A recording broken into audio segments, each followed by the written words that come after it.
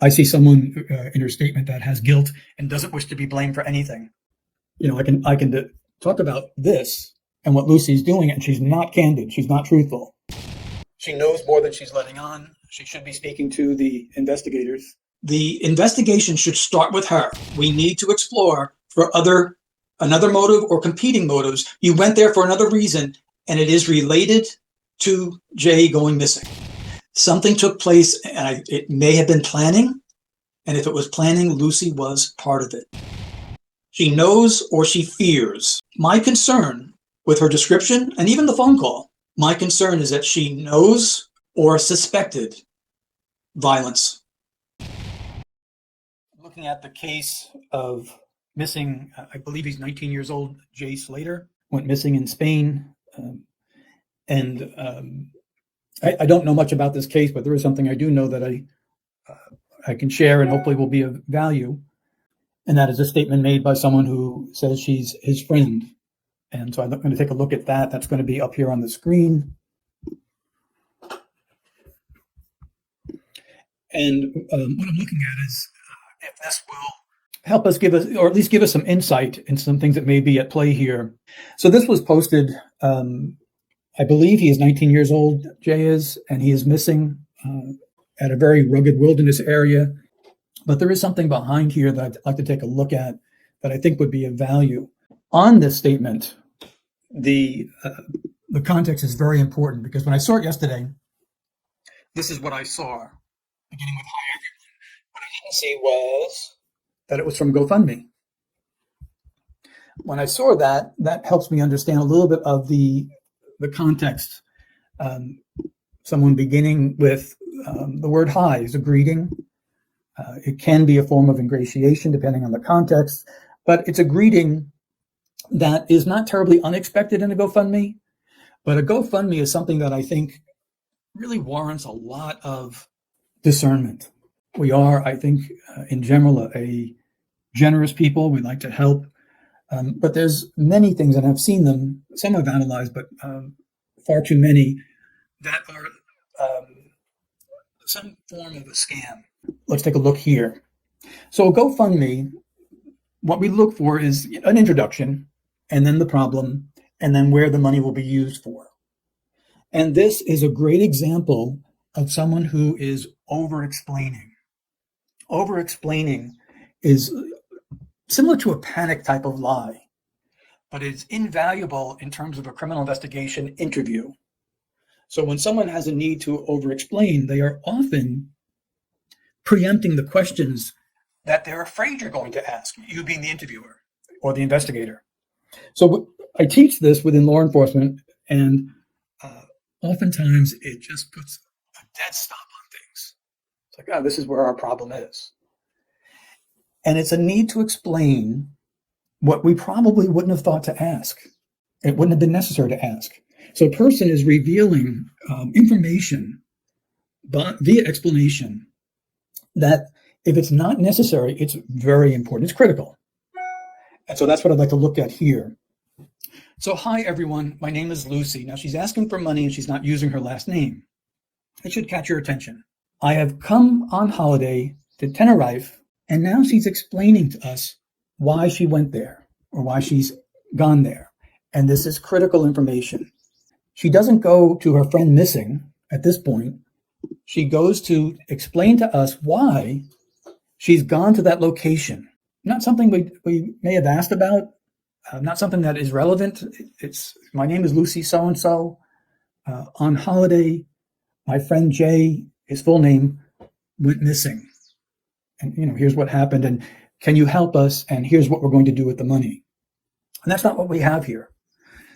So the explanation of why she's there, what this does in a criminal investigation, and really into any investigation, including civil, is to explore for an alternative reason why she was there. Now, at this point, I'm not saying that it was for nefarious reasons, but I am concerned about the need to explain it. So I'm going to go further and allow the statement to guide me to try to figure things out. Why do you need to tell me why you're there?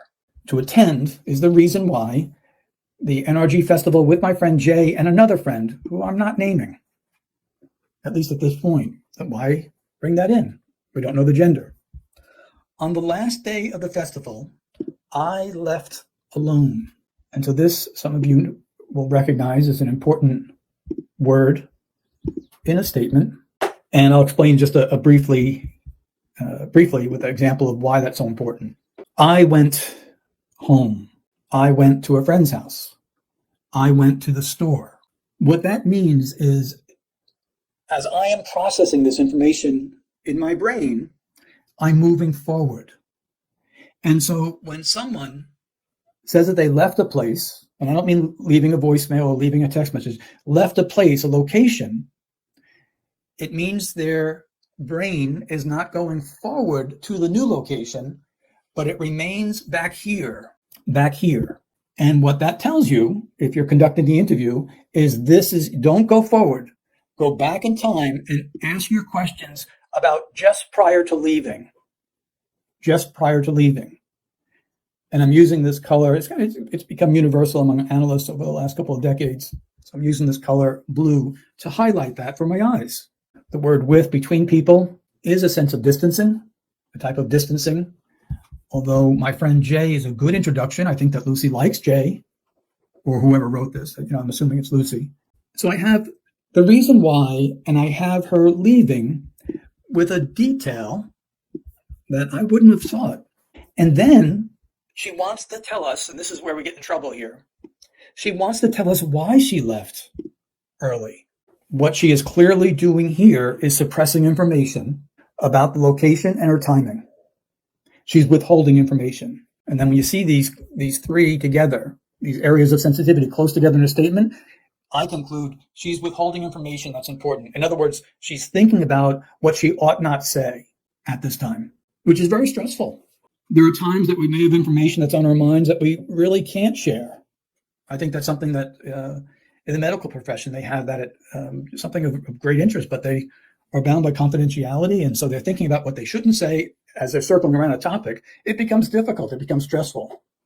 But this is enough to tell me right here, you're withholding information. Why were you there? Why did you distance from your friend Jay? And why are you concealing this name? Why do you have a need to tell me that when you left, you were alone? Why do you have a need to tell me why you left? This isn't relevant to Jay missing at all until now.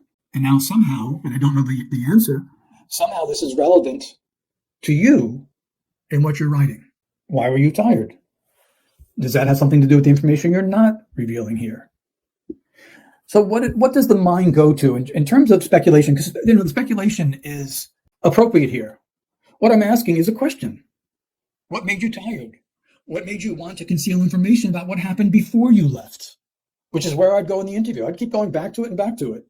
As a young person and off on a festival and very tired, I am concerned about the possibility of drugs, along with the need to preempt any questions. So this is a signal that something is wrong. There is information being concealed, and I'm wondering if it has to do with the possibility of some form of illegal activity. And drugs comes to mind. It could be other things too. But that's what I'm wondering about. And this is why it's important that I ask it as a question. What was happening there? What activities were you engaged in? Were there substances being used or abused at that time? But could she have been engaged in illegal activity before he went missing? And that's my question. I don't have the answer to it, but I'm certainly concerned. I do know, and this is my perspective, through the lens of analysis, is she's withholding information. It's very sensitive, and it's right here. It's having to do with her going there. It's having to do with what happened before she left, and the need to explain is too much. These are things that she didn't even need to say, but she brought them to us. I was tired from the weekend. Okay. Your friend is missing. How is he doing? I woke up to a phone call of Jay, perhaps it means, or from Jay. I'm not sure. That was the writing on it. At 8:30 a.m. saying, and then she put this in quotes, he was lost in the mountains. He wasn't aware of his surroundings. He desperately needed a drink, and his phone was on 1%. How much information is he giving out with a phone battery on 1%? And why his call to Lucy? I think they're legitimate questions. He had met two people on Sunday night, and what did he do? Watch this. She knows more than she's letting on. Left with them to go. Is the reason why he left. And this is, again, the classic over-explaining. To go to their apartment. So right now, 1, 2, 3, 4, 5 of these very high sensitivity indicators already. She's withholding information. So she's giving the reason. She's not quoting him. He had met two people on Sunday night and left with them. Here's the reason why. To go to their apartment. Their apartment was miles from civilization. Perhaps the misinformation here is that she knows why he really went to their apartment and doesn't want to say so. Their apartment was miles from civilization and in a very secluded location. And again, not moving the brain forward, but stopping here. Another one. And now I have it pretty large on the screen, but if I make it a more of a normal size, you'd see how close these are together. 1, 2, 3, 4, 5. She's not being truthful. In other words, candid. And walked half an hour before frantically ringing me when his phone reached 1%. And so this is emotional commentary that she's adding in. Now think of the context.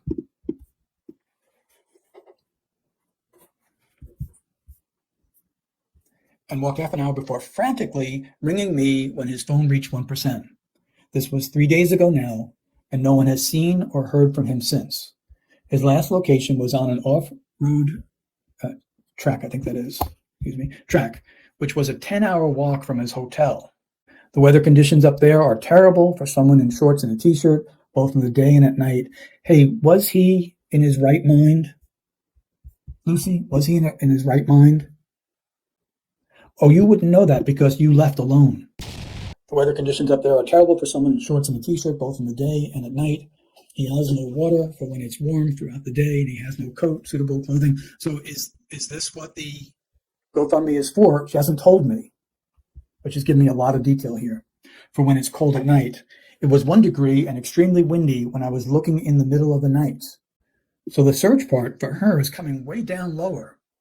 And the statement, we are all so worried and we just want him home. Please help if you can and share far and wide. Thank you for reading Heart Symbol. And so the question is, well, what's the money being used for? I don't know. I don't know the answer. And I think anytime someone goes that route, it catches our attention. And what I think about the over-explanation and that he might not be doing well, my thought on that is that she may know that he wasn't in good condition. And that's why her brain didn't go forward to the location, to the apartments. It was leaving is where the brain stopped and paused on. She certainly is trying to clear herself. I'm going to go out on a limb and say, yeah, this certainly it gives a sense of alibi building, and it's a priority to her. The conclusion of the matter for me, from the language only, is that she is withholding information about what happened before she left. And she has a need to get herself out of the scene. I see someone in her statement that has guilt and doesn't wish to be blamed for anything. So, Peter, just to sort of finish on Jay Slater, with all of the experience, your understanding of, missing people, of all of these situations that have taken place, the criminality around it, what do you think about Jay? Do you think he's still alive? I don't. Oh.